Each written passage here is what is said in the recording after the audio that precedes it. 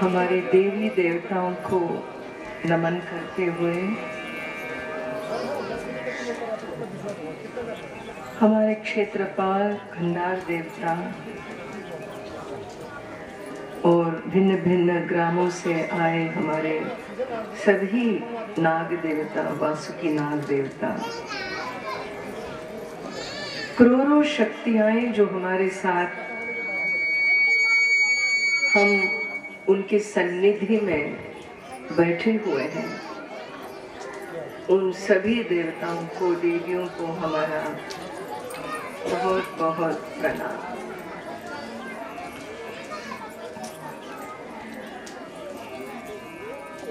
इस पवित्र भूमि पे जहां हमने देखा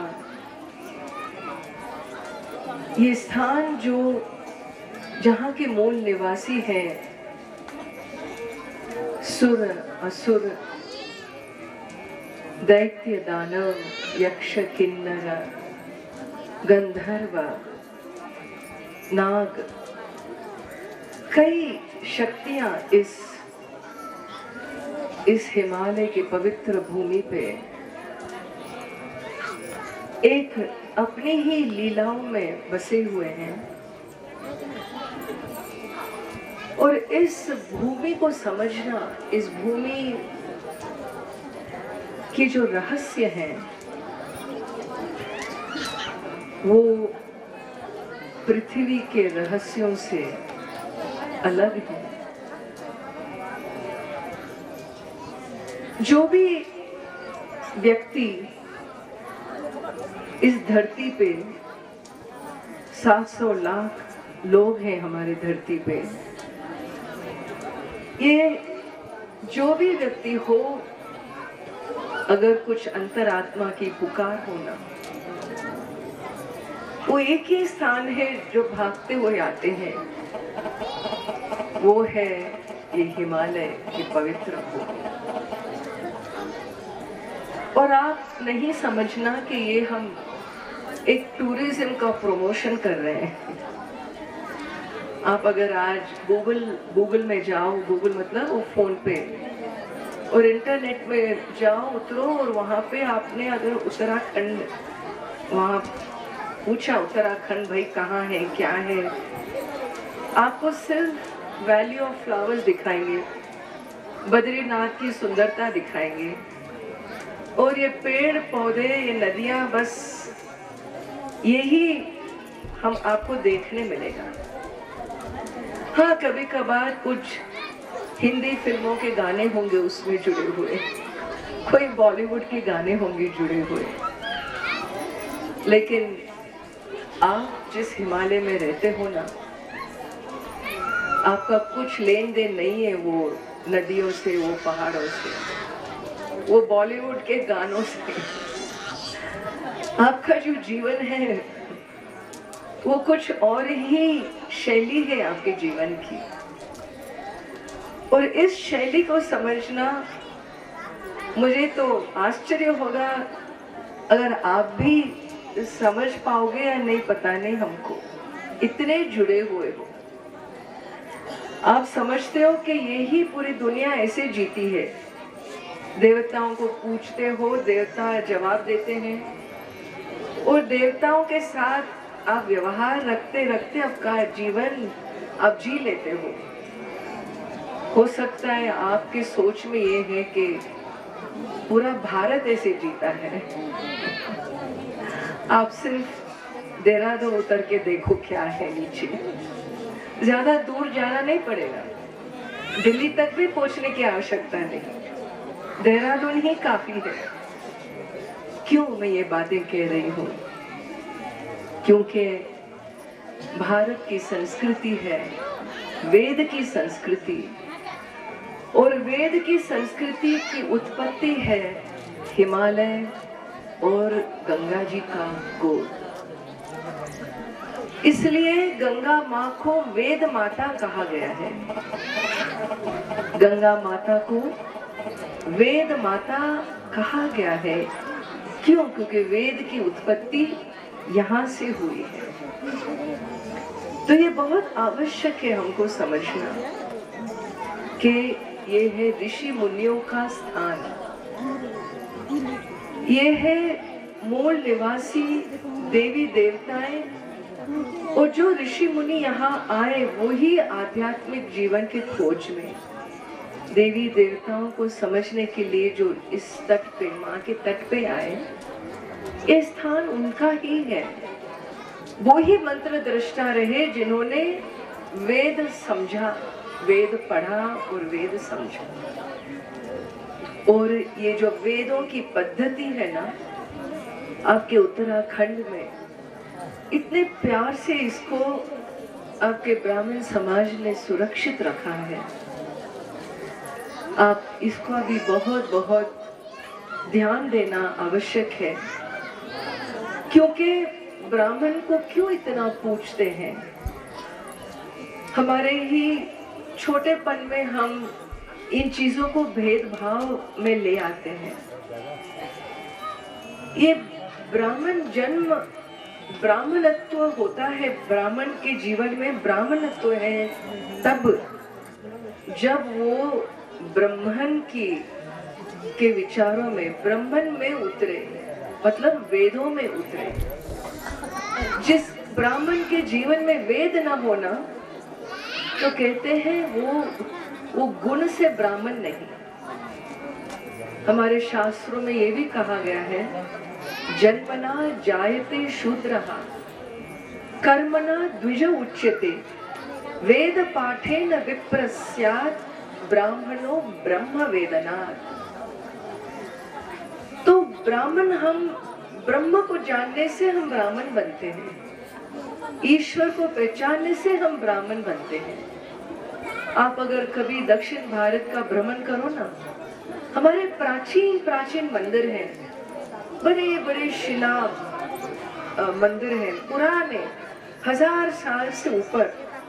हमारे कोयम्बतूर में ही, तमिलनाडु में जहाँ हमारा स्थान है, आप कभी यात्रा में निकलो, हम वहीं पे आपको दिखाएंगे, 1000 साल कम से कम। और ये मंदिरों में आप जब जाओगे अंदर, तो जो गर्भगृह है, जो देवता का अपना मुख्य स्थान है, एक एक मंदिर है 25 एकड़ 30 एकड़ जमीन पे खड़ा हुआ, और आप परिक्रमा कर करके थक जाओगे, क्योंकि 11 परिक्रमा होता है।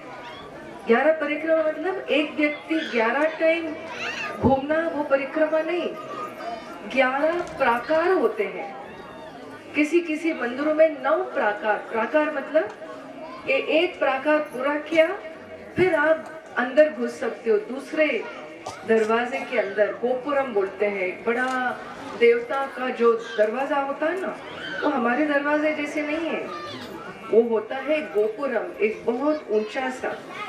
उसके अंदर जाना, दूसरे प्राकार के अंदर, फिर वहां परिक्रमा होगी, उसके अंदर आप जाओ, फिर वहां परिक्रमा करो, कर करके जब तक आप गर्भगृह पहुंचो, यह व्यक्ति को ना ही वो चलने का बल होता है, थका हुआ होता है, और कुछ उसको दिखता नहीं, और अंधेरा अंधेरा होता है, और वहां लाइट नहीं जलाते, वो सिर्फ दिया, तेल की दिया में ही आप देवता का दर्शन कर सकते हो। और जब आप बिल्कुल गर्भगृह के नजदीक जाओगे ना, आपको कुछ कुछ मूर्तियां वहां नजर आएंगी, शिला मूर्तियां, जो महाविष्णु के हैं, भक्त थे तमिलनाडु में, उनको आलवार कहते हैं, बड़े बड़े भक्त होते थे।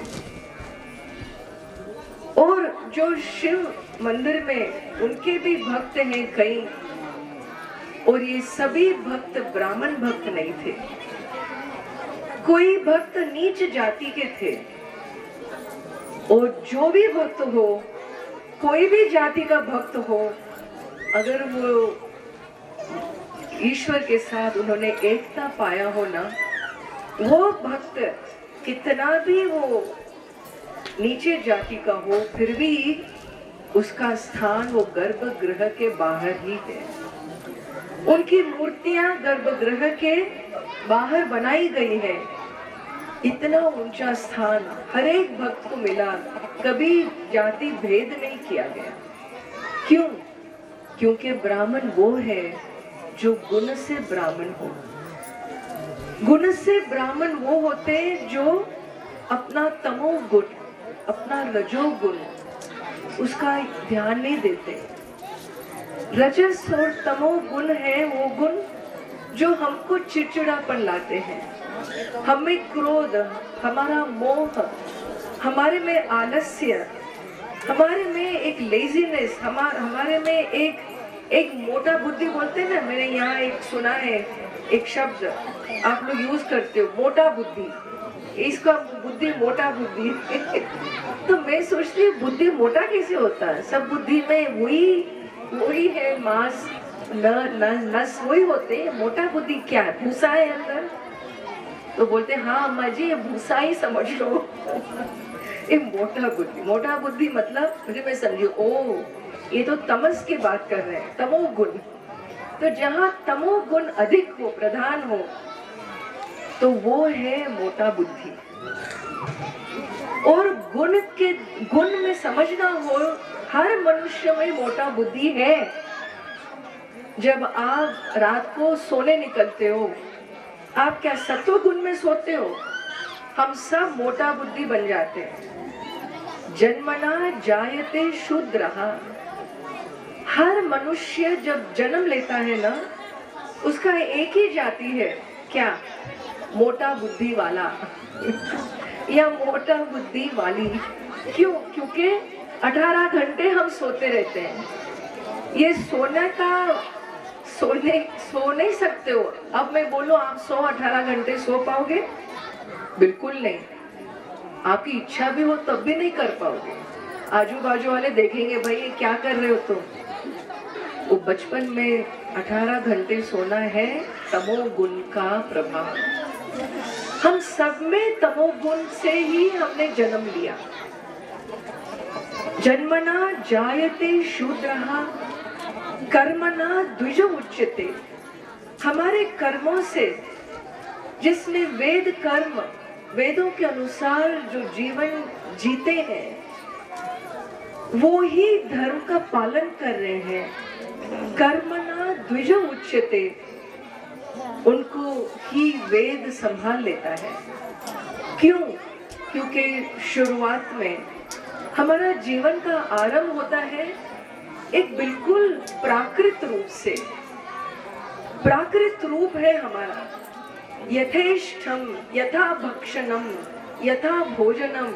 जो चाहे खा लो, मिट्टी है तो मिट्टी खा लो, पत्थर है तो पत्थर खा लो। वो प्रॉब्लम माँ का होगा बाद में, वो डॉक्टर के पास भागना। लेकिन बच्चे में कोई फर्क नहीं, जो भी मिले मुंह में डाल दो। ये है प्राकृत पुरुष। हम सब शुरू में प्राकृत पुरुष ही रहे, लेकिन प्राकृत पुरुष से लेकर हम कैसे संस्कृत पुरुष बने। प्राकृत पुरुष से संस्कार में उतरना, हमारा जीवन को संस्कार में उतारना, वो ही है, उसे कहते हैं पक्वता। इसका मतलब जहाँ तमोगुण प्रधान है ना, वो तमोगुण को सत्व गुण प्रधान में जीना। बीच में क्या है अम्मा जी? बीच में है रजोगुण। हमको तमोगुण को पार करके रजोगुण में हम आते हैं।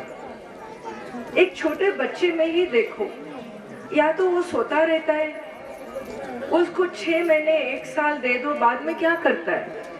दौड़ता रहता है। वो बैठ सकता, बड़े मुश्किल से माँ उसको बिठाती है, कभी मार के बिठाती है, कभी सो के चुप हो जाता है। लेकिन ये जो रजोगुण जब आता है ना, तो इधर उधर भाग दौड़ में, कुछ लक्ष्य नहीं जीवन का, पता नहीं क्यों दौड़ रहा है, लेकिन दौड़ रहा है।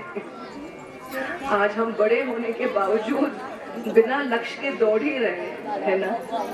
हमारे व्यास जी सही बोल रहे थे, हंसी आ रही थी हमको सुनकर। ये सच बात है।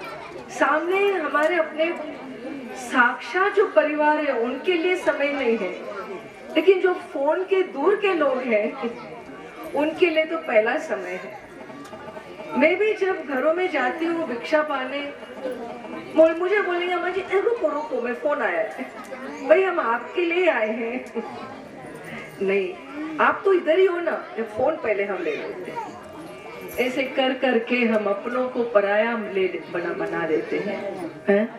और पराये तो पराये ही है।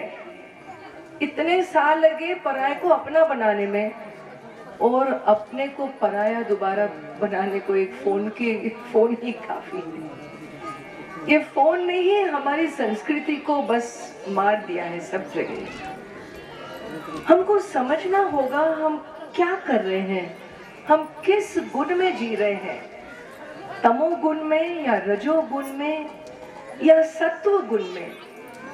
सत्व गुण वो गुण है मनुष्य जाति में जब वो प्रधान रूप से टिकता है ना हमारे जीवन में, तो हमारा सोच विचार खुल जाता है। एक जागृति का विषय है ये। सत्व गुण में टिके रहना है, जागृत रहना। हाँ, हम तो जागृत हैं।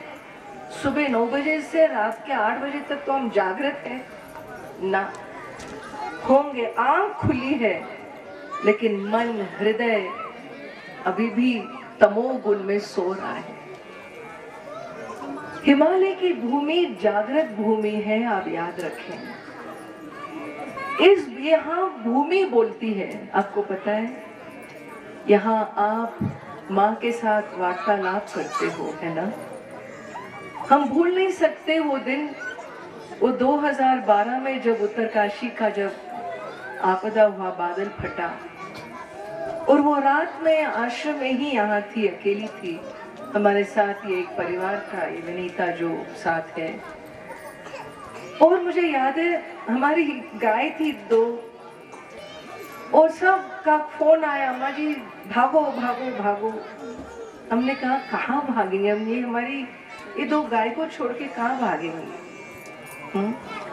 और हम रुक गए। मैंने ये परिवार से कहा आप लोग भागो, जाओ जाओ, आपके छोटे बच्चे हैं, 2 बच्चे थे साथ। वो बोले अम्मा जी आप रुके और हम भागे, ये हो ही नहीं सकता, हम भी रुकेंगे आपके साथ। बहुत मना किया हमने, नहीं माने। मैंने कहा हम गए गंगा जी में तो गए, कोई पूछने वाला नहीं पीछे, लेकिन आप गए तो आपका पूरा परिवार क्या होगा, मत करो। नहीं माने।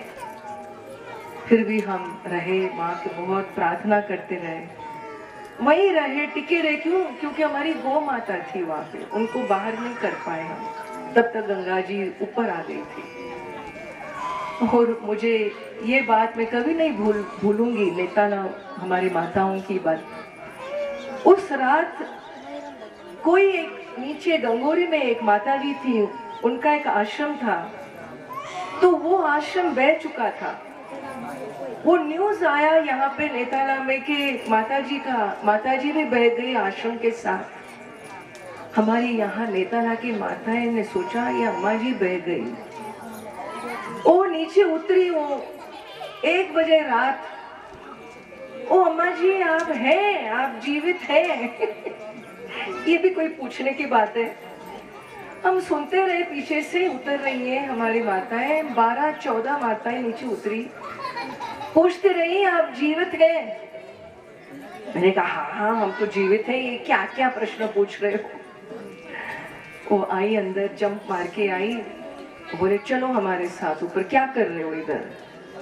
मैंने कहा नहीं हम नहीं जा पाएंगे, हमारी गौरी इधर है, नंदिनी इधर है, 2 गाय थी हमारी, नहीं हम जाएंगे, कहीं नहीं जाएंगे, हम सब जिएंगे या हम सब मरेंगे, हम नहीं जाएंगे।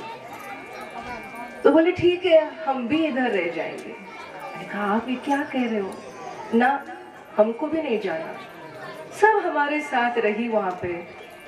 और पता है आपको, पूरी रात, वो रात में कभी भूल नहीं सकती, पूरी रात वहां बैठकर माँ के साथ वार्तालाप चला, भजन चले, और ये सब बोलती रही माँ शांत हो जा, हम भी तो माँ हैं, हम जानते हैं हम बच्चे गलतियां करते रहते हैं। और हम माफ करते रहते अपने बच्चों को। आप भी, हमने गलतियां की, बहुत गलतियां की। हमने अपने बेटे को देहरादून भेजा, ये सब मेरे समझ में आया। हमने बेटे को दूर भेजा, हमारी खेती छुट गई। हमने भी कई गलतियां की। हमने हमारे संस्कार, हमारे धरती को नहीं संभाला, हमारे खेतों को नहीं संभाला। माफ करना मैया, माफ कर लो, अभी तो माफ कर लो, शांत हो जाओ, ठंडी हो जाओ। ऐसे ऐसे बोलती रही और भजन चलता रहा। बस मैंने कहा ये जो बात है, आप समझते हो अपने आप को? ये जो भावना है आपकी, ये भावना अगर आप हृदय से नहीं बोल पाते, उस रात पता नहीं कौन जीता कौन मरता। ऐसे कितने आपदा यहाँ पे क्यों न आए हो। आपकी श्रद्धा, आपका हिम्मत, ये जागृति संभाले रखना है। आप में जो संस्कार है आज, वो है ये जागृति का।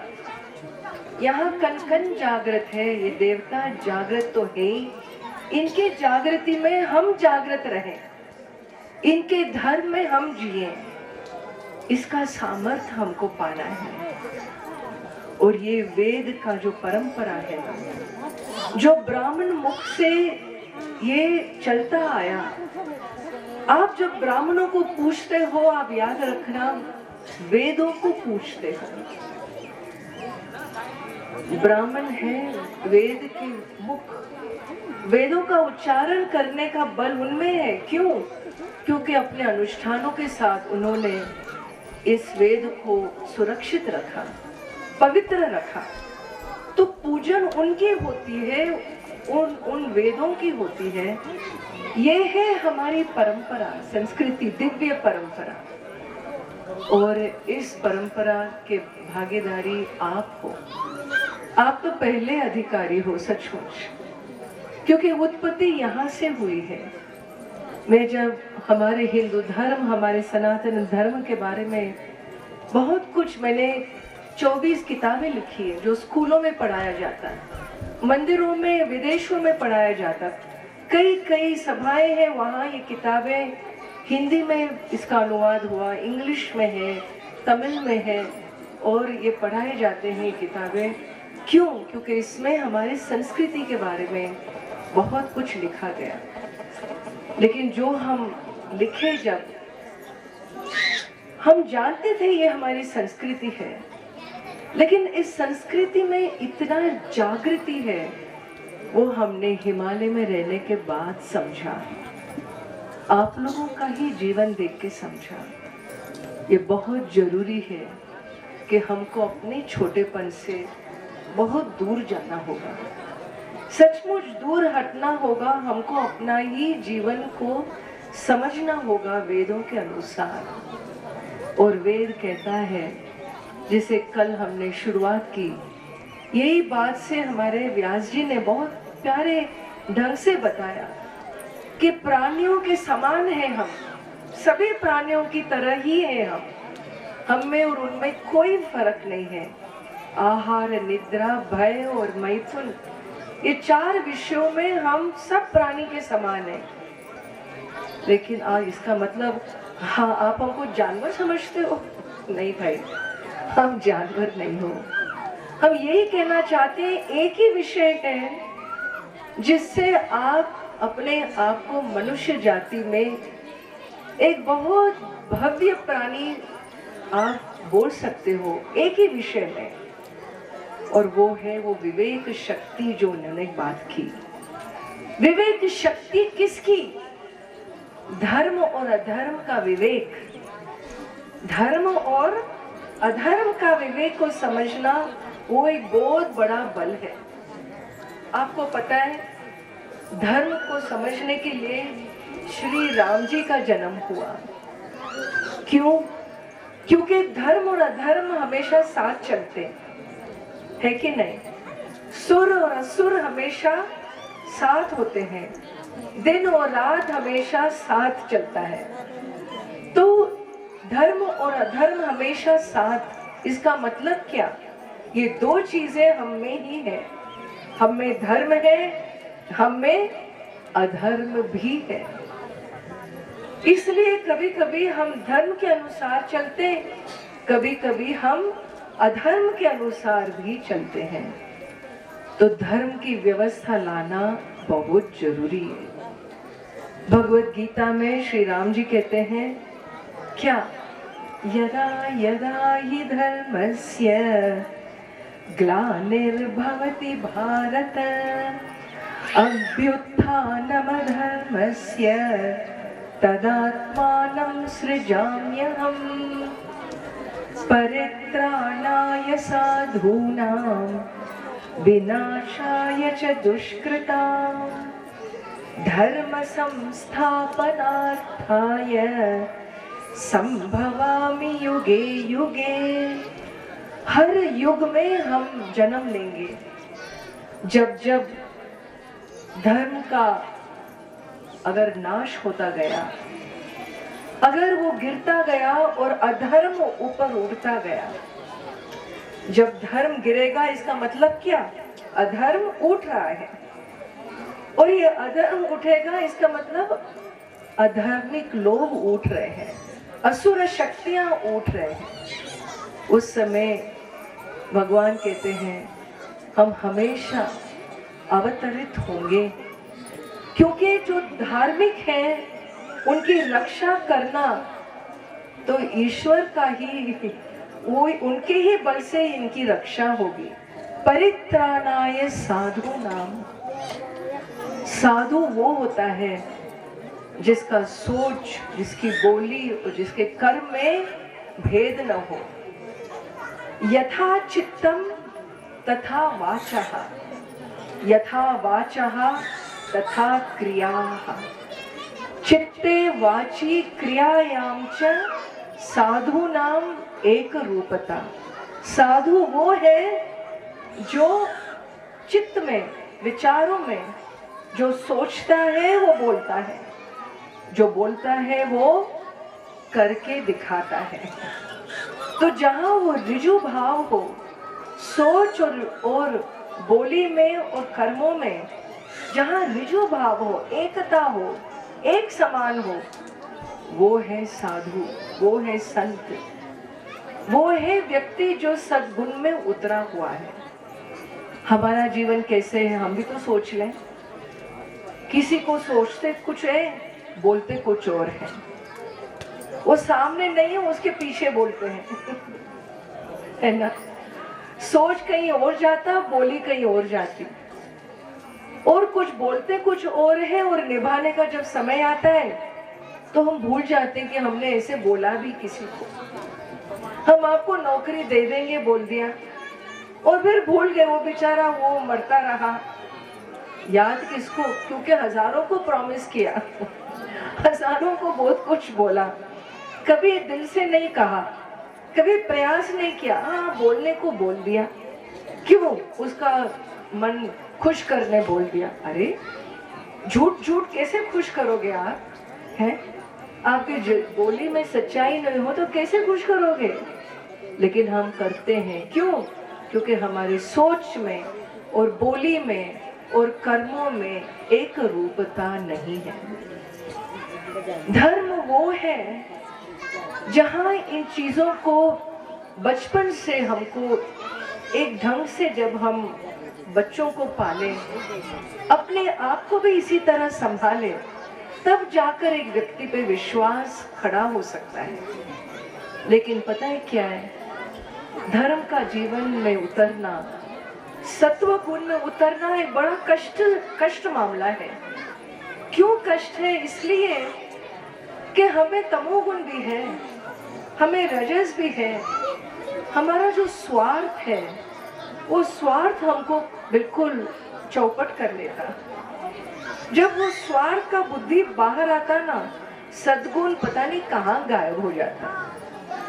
जब क्रोध आता है हम सब कुछ भूल जाते हैं, हमारे ही रसोई के प्लेट ग्लास से उठा के फेंकने लगते हैं। फिर बाद में पूछते हैं ये किसने फेंका ये सब? अरे मैया आपने ही फेंका आपको पता नहीं? हबले फेंका हमको, हम तो कभी ऐसे करते नहीं। आपने नहीं किया, आपके क्रोध नहीं किया। वेद में कहा गया है कामोकार्षे नमो नित्यम, काम करोति नाहं करोमि, काम करता नाहं करता, काम कारयिता नाहं कारयिता, एषते काम कामाय स्वाहा। मन्यु, मन्यु मतलब क्रोध, मन्यु ने किया, क्रोध ने ये काम किया, बुरा खराब किया। मन्यु कार्षीत नमो नमः। हम क्रोध को नमस्कार करते हैं। हे क्रोध, भगवान तुम्हारा इतना उग्र रूप है, इतनी शक्ति है तुम में। मन्यु करोति नाहं करोमि, मन्यु करता नाहं करता। और मन्यु ना ही मन्यु ने किया, वो दूसरों से भी कराता है। वो ऐसी शक्ति है क्रोध की शक्ति कि वो खुद भी करता है और दूसरों से भी अपना कार्य कराता है। उनके कई दूत हैं जो गुस्से में बहुत कुछ करने लगते हैं। एषते मन्यु नमो नमः। आपको मेरा बहुत बहुत नमस्कार। आप जहाँ हो वहाँ रहो, आप हमसे दूर रहो। आपको कोई देवताओं को दूर से नमस्कार करना ठीक है, उनको नजदीक नहीं आने देना, उनको घर नहीं बुलाना, क्योंकि घर में आ गए मतलब आपके हृदय में बस गए। और मन्यु देवता, काम देवता अगर हृदय में बस गए, हम मर गए, हमारे सद्गुण कहाँ गायब हो जाएंगे। तो गीता जी में कृष्ण भगवान कहते हैं काम एष क्रोध एषः रजोगुण समुद्भवः, महाशनो महापाप्मा विद्येन विह वैरिणम्। हम कई बार सोचते हमारे कई शत्रु हैं। ये शत्रुता मित्रता हम जिस लोगों पे नहीं आरोप लगाते हैं, भाई वो हमारा शत्रु है, उसे दूर रहो। कृष्ण भगवान कहते हैं आपके जो शत्रु है ना, इस धरती पे दो ही शत्रु है, समझ लो। वो है काम और क्रोध। यही दो शत्रु है आपके, और कोई शत्रु नहीं। बाकी सब का व्यवहार जो है हमारे साथ, वो हमारे कर्म के अनुसार ही व्यवहार है। हमारा कर्म ही गलत व्यवहार लाता है हमारे प्रति, हमारा कर्म ही अच्छे व्यवहार ले आता है। तो दो ही है हमारे शत्रु, काम और क्रोध। क्यों ये दो शत्रु हैं? क्योंकि रजोगुण समुद्भवः, ये रजोगुण से उत्पन्न है, तमोगुण से नहीं। तमोगुण में तो आप सो रहे होंगे, आलस्य होंगे। ये रजोगुण से उत्पन्न हुए हैं काम और क्रोध। और ये क्या है? महाशना। तो ये है जैसे अग्नि है ना, अग्नि में जितना भी आप स्वाहा करो ना, अग्नि हमेशा मांगता रहता है। आपने घी डाला, वो बोलेगा और दे दो, और दे दो। दिल मांगे मोर दिल मांगे मोर, हमको और चाहिए, और चाहिए। और जितना घी डालो उतना खुलता रहता है अग्नि, मांगता रहता है। उसको अनिलाह कहते हैं, अनलाह। अनलाह मतलब अलम न विद्यते यस्य। अलम संस्कृत में है बस, बस कहना, हो गया, काफी हो गया, हमको तृप्त हो गए हम, उसे कहते हैं अलम। अग्नि का नाम है अनलाह। न अलम विद्यते, जो बस कभी नहीं बोलेगा वो क्या बोलेगा? दे दो, और दे दो, और दे दो। ये काम जो है ना, और क्रोध, जो काम पूरा नहीं हुआ, कामनाएं पूरी नहीं हुई, वो क्रोध में परिवर्तित होती है और वो कभी बस नहीं बोलेगी। ये कौन सा काम है जो कहता है हो गया, मैं तृप्त हो गया? हाँ, और डालो और डालो। भोजन खाते हैं, हमको गुलाब जामुन पसंद है, भाई एक खा लिया, दो खा लिया, कितना खाओगे? नहीं, डालो डालो, हमको पसंद है, बहुत पसंद है। कितना खाओगे भाई?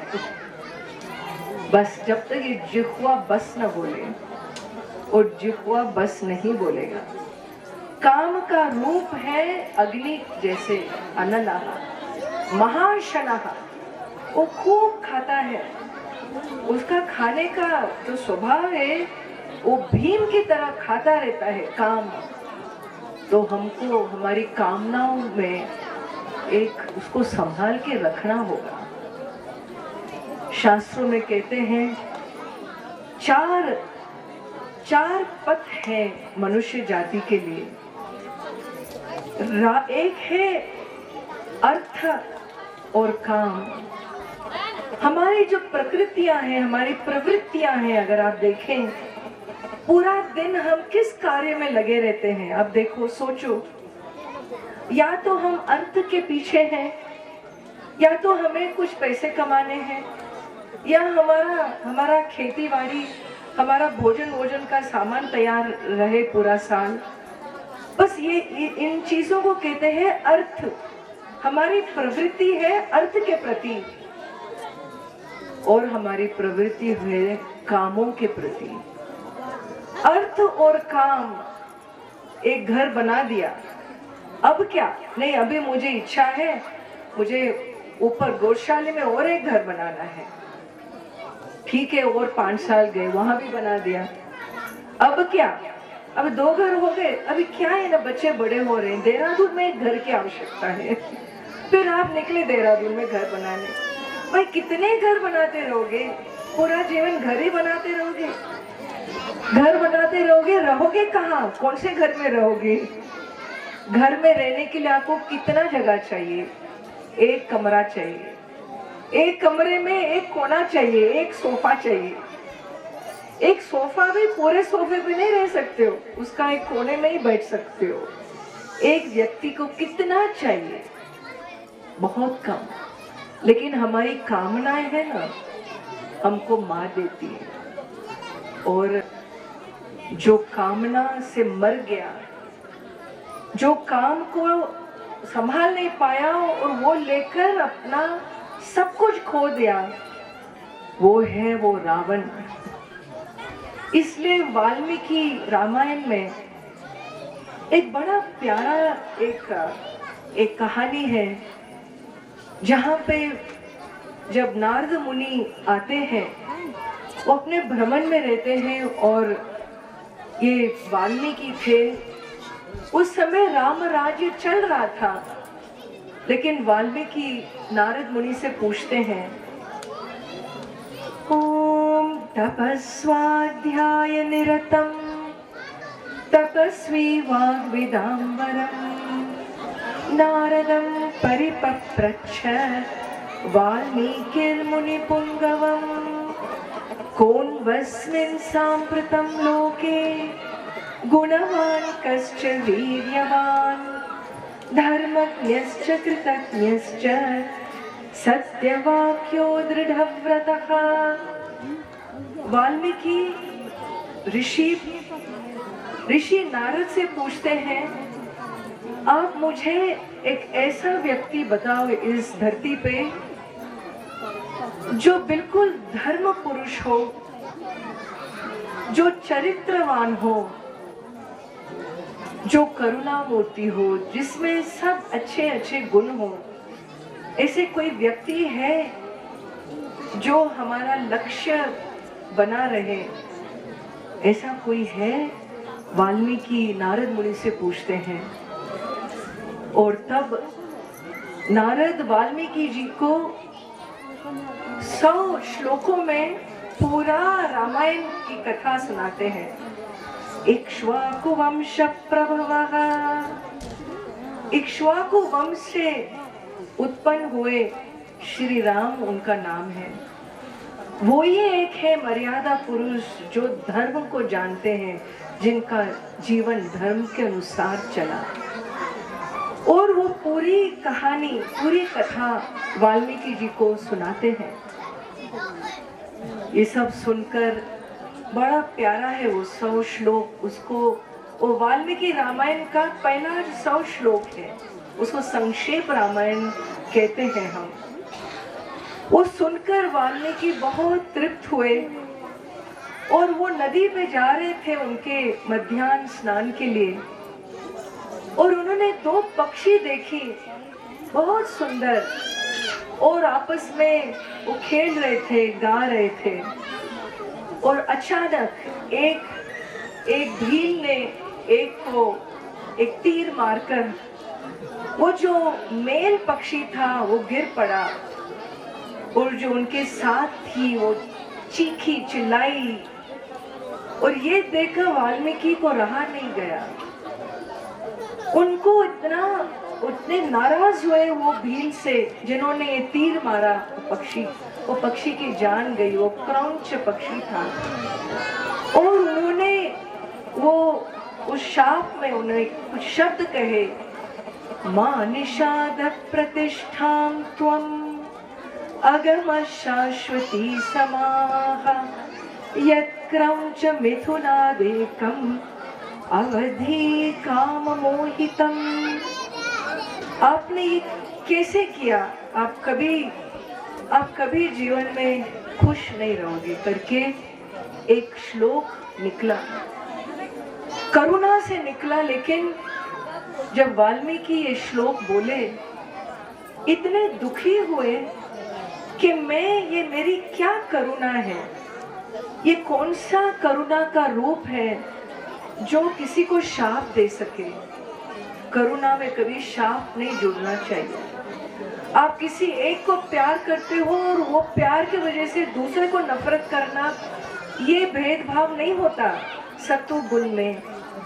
तो वाल्मीकि जी कहते हैं, ये मैंने क्या कह दिया, ये भगवान न करे ये शाप हो, ये श्लोक के रूप में निकले करके बड़े दुखी होकर अपने जब कुटिया में आते हैं, ब्रह्मा जी वहां आकर उनको दर्शन देते हैं और कहते हैं, हाँ वाल्मीकि, आप कभी शाप नहीं दे सकते, आपने जो कहा वो श्लोक ही था।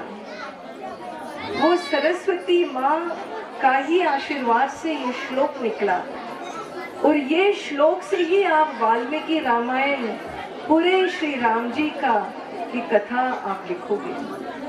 तो पूछते हैं, ये शाप श्लोक में कैसे आप परिवर्तित कर रहे हो? उन्होंने कहा, आज इस धरती पे जो काम से भरा हुआ व्यक्ति, जो अपनी काम को कभी धर्म के मर्यादा में उसको रोक नहीं पाया, वो था रावण।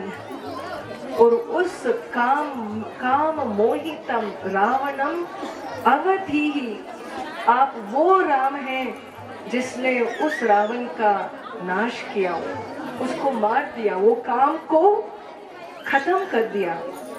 काम को खत्म करना कौन कर सकेगा? काम को खत्म कौन कर सकता है? सिर्फ धर्म कर सकता है। जो धर्म में उतरा हो, अपने स्वधर्म में उतरा हो, धर्म को मानता हो, वो ही काम को अपने सीमित रख सकता है। जो धर्म को नहीं मानता, जो उल्टा पुल्टा करने में चलता है, जो अर्थ को बहुत मानता है, जो व्यक्ति को धन सबसे ज्यादा प्रधान स्थान दिया हो, अर्थ मतलब होता है धन, जिसने अर्थ को बहुत बड़ा समझा, उसके लिए धर्म पीछे रह गया।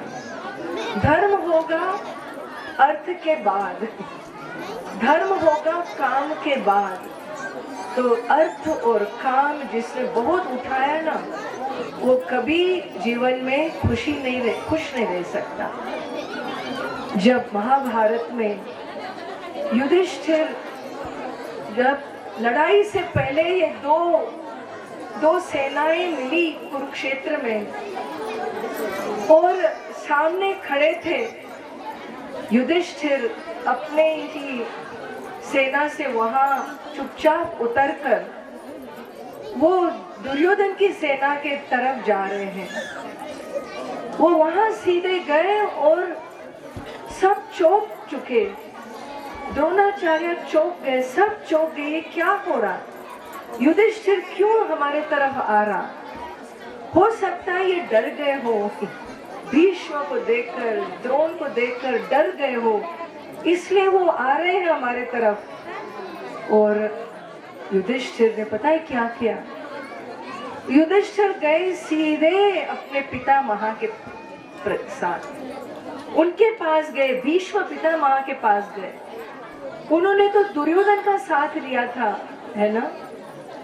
आप सोचो, अपने दादाजी जिनके गोदी में पले ये पांडव, और वो ही दुर्योधन के साथ खड़े हैं इनकी जान लेने, क्या उन पे बीती होगी इन पांडवों की। और ये गए सीधे, युधिष्ठिर अपने भीष्म पितामह के पास गए, और क्या मांगा उन्होंने उनसे, उन्होंने ये कुरुक्षेत्र बंद करने कहा, नहीं, उन्होंने कहा पितामह हमें आशीर्वाद दो, हम आपसे आशीर्वाद मांगने आए हैं। आप सोचिए आशीर्वाद का बल क्या होता है। एक रणभूमि में, कुरुक्षेत्र में भीष्म पितामह को जब आशीर्वाद मांगा, किस लिए आशीर्वाद मांगा होगा, युधिष्ठिर के बेटे को नौकरी के लिए आशीर्वाद मांगा। रणभूमि में आशीर्वाद किस चीज का मांगा होगा, रणभूमि में एक ही चीज का आशीर्वाद मांग सकते हो, वो है विजयी भव राजन। भीष्म पितामह युधिष्ठिर को कहते हैं विजयी भव राजन, आप विजयी भव। अरे ये राजन, आप इसको राजन कैसे बोल सकते हो, ये तो तुम्हारा शत्रु है, वो तो उस तरफ जाएगा, आप इनको विजयी भव कैसे आशीर्वाद दे सकते हो। दुर्योधन तो बड़े नाराज हो जाते हैं, वो होंगे जरूर नाराज, ये गलत काम है भीष्म पितामह ने किया। लेकिन पता है क्यों किया उन्होंने, क्यों युधिष्ठिर को आशीर्वाद दिया, क्यों उनसे कहा आप है राजा, आप ही राजा बनोगे, आप ही विजयी भव, आपकी ही जय हो ये कुरुक्षेत्र में, क्यों कहा, क्योंकि कहते हैं, आप सोचिए, भीष्म पितामह कहते हैं अर्थेन बद्धोस्मि राजन, मैं तो अर्थ में बध गया, मैं धर्म में नहीं बधा, मैं अर्थ में बध गया। ये 13 साल जो मैं दुर्योधन के साथ रहा, इनके महल में इनकी सेवा, इन्होंने मेरी जो सेवा की, इनके खान पान में मैं इनके साथ बध गया। अर्थेन बद्धोस्मि राजन, जो अर्थ में बध जाएगा ना, उसको धर्म का जीत कभी नहीं होगा। इसलिए हमको विजयी नहीं होना, आपको ही विजयी होना है, आप ही विजयी रहो राजन, ये है आपका जय होगा यहाँ।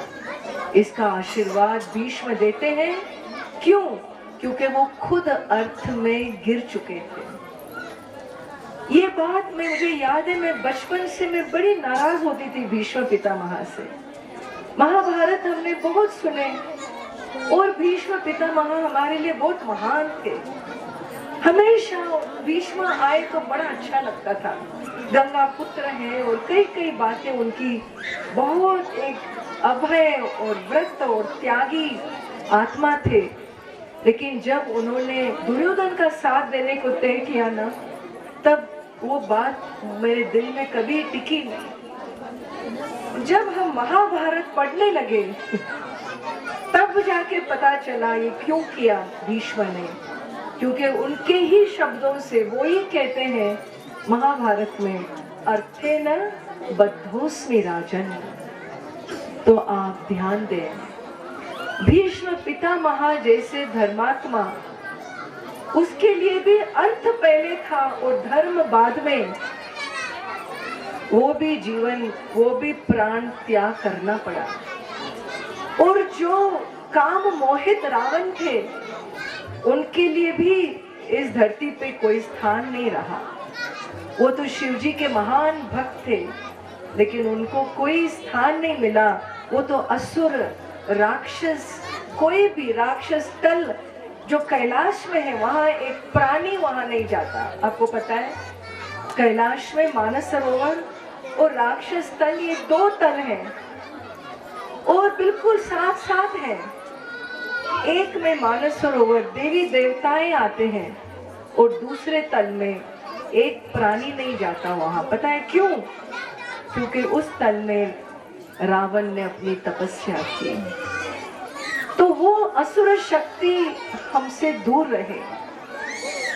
और वेद धर्म वो धर्म है जो अर्थ और काम की प्रवृत्तियों को कैसे मर्यादाओं में रखना और हमेशा धर्म का जय हो हमारे हर पुरुषार्थ में, इसका जो प्रक्रिया है, धर्म को विजयी बनाना, वो जो प्रक्रिया है, वो प्रक्रिया आप वेदों से ही सुनोगे, वेदों से ही समझोगे।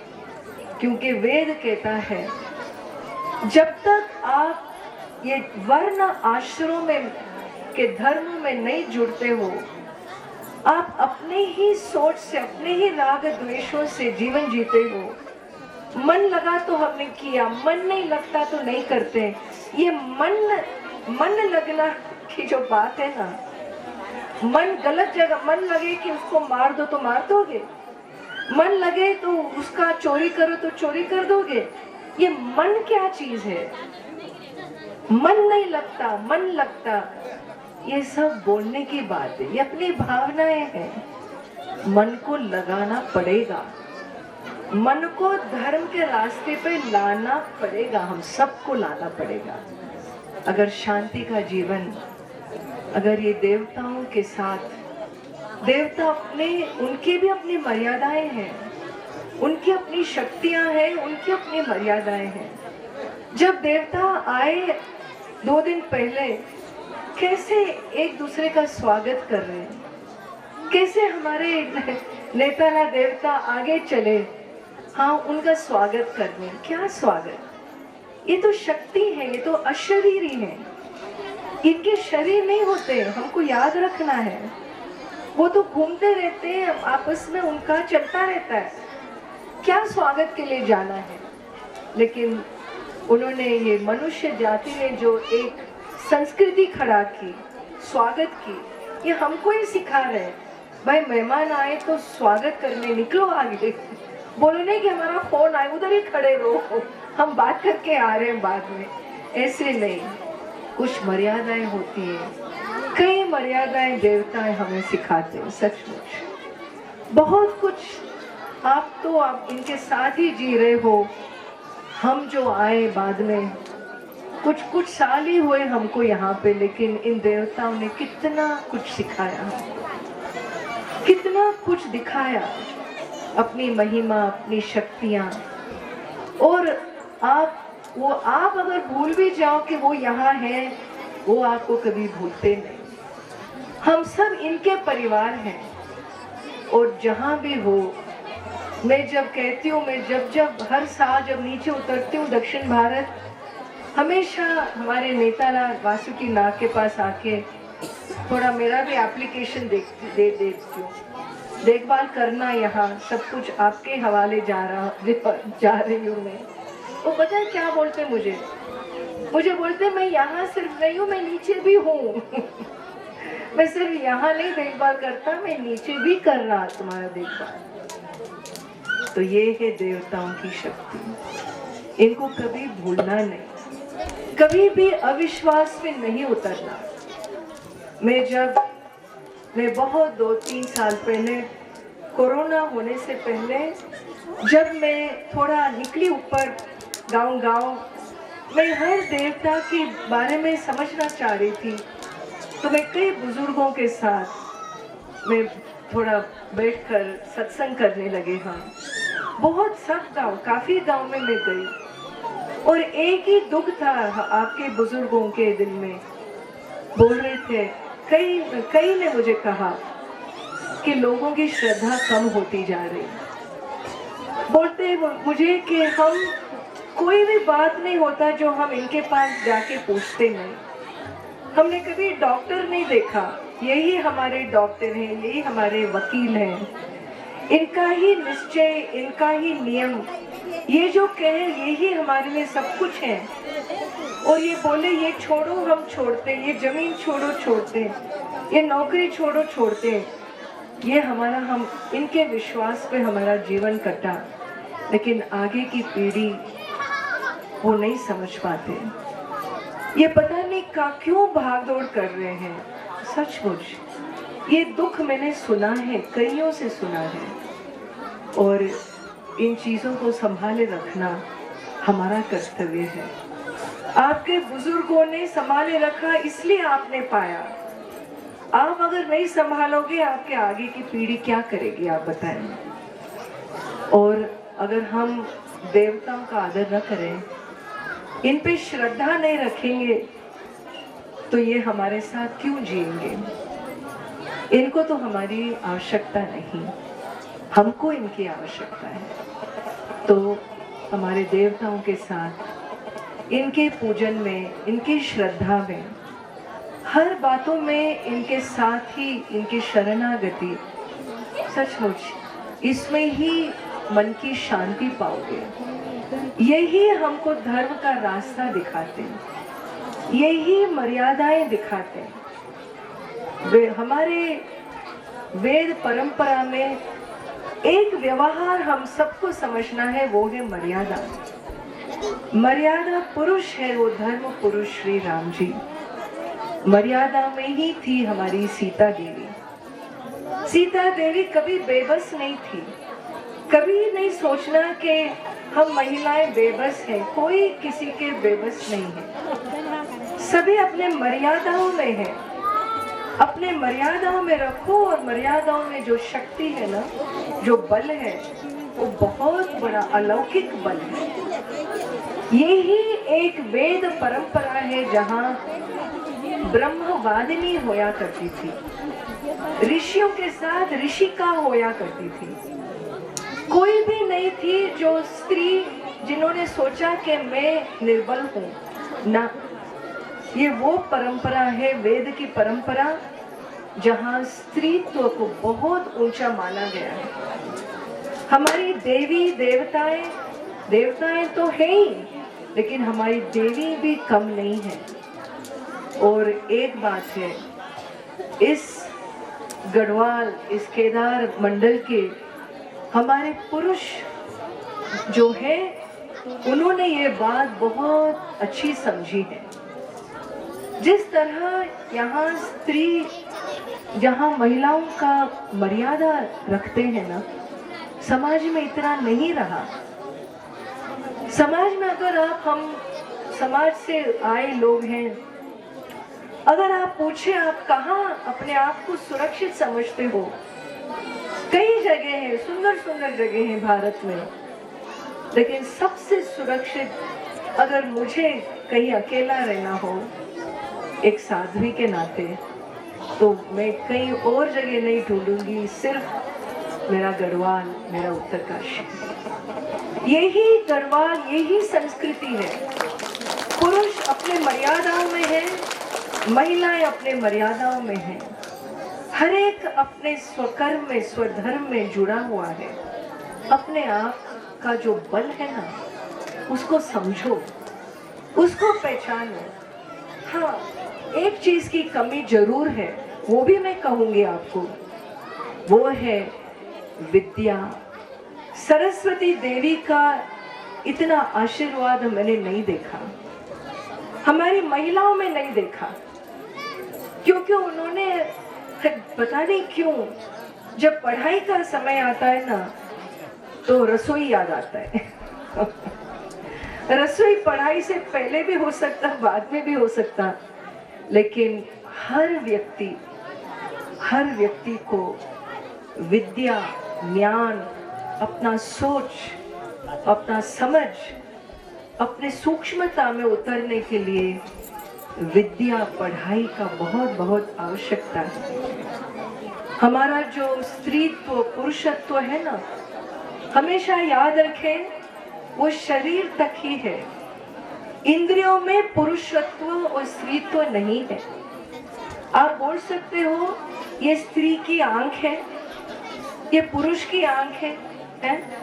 आंख में बोलने रही, ये आंख जो शक्ति है, आंख की शक्ति, जो कान की शक्ति है, वो ये कान नहीं है। आपके पास एक कान हो सकते हैं, लेकिन शक्ति नहीं हो तो कुछ नहीं है, बहरा होगा आदमी। आंखें हो सकता है, लेकिन अंदर शक्ति नहीं हो तो दिखाई नहीं देगा। उस शक्ति में, वो कान की शक्ति में, वो इंद्रिय में, ज्ञानेंद्रिय जिसको कहते हैं, उस ज्ञानेंद्रिय में ना ही पुरुषत्व है ना ही स्त्रीत्व है, ठीक है ना? तो उसमें जेंडर नहीं है, वो एक सिर्फ जीवात्मा है। हम सब जीवात्मा है, हम सबका अधिकार है जीना, पढ़ना, समझदार होना और अपने ही सूक्ष्म जीवन में उतरने का बल पाना। इसलिए पढ़ाई बहुत आवश्यक है इसके लिए। और हम चाहेंगे, वेद कहता है द्वे विद्ये वेदितव्ये पराच अपराच, हम सब का अधिकार है दो विद्याएं पाना। वेद कहता है परा विद्या और अपरा विद्या। अपरा विद्या है सृष्टि की विद्या, जिससे हम इतिहास, ज्योग्राफी, हिस्ट्री एवं सब समझते हैं। और परा विद्या है आध्यात्मिक विद्या, देवताओं की विद्या। तो इस दो शब्दों से हमारा वेद की परंपरा में दो विद्याएं पाना है हमको। हम एक लघु रूप से इसके बारे में आगे बोलते रहेंगे। द्वे विद्ये वेदितव्ये पराच अपराच, ये अधिकार हमारा सबका है। और इन देवताओं के आशीर्वाद से हम ही अपने सूक्ष्मता में उतरें और इनका आशीर्वाद पाते रहें। ओम शांति शांति शांति।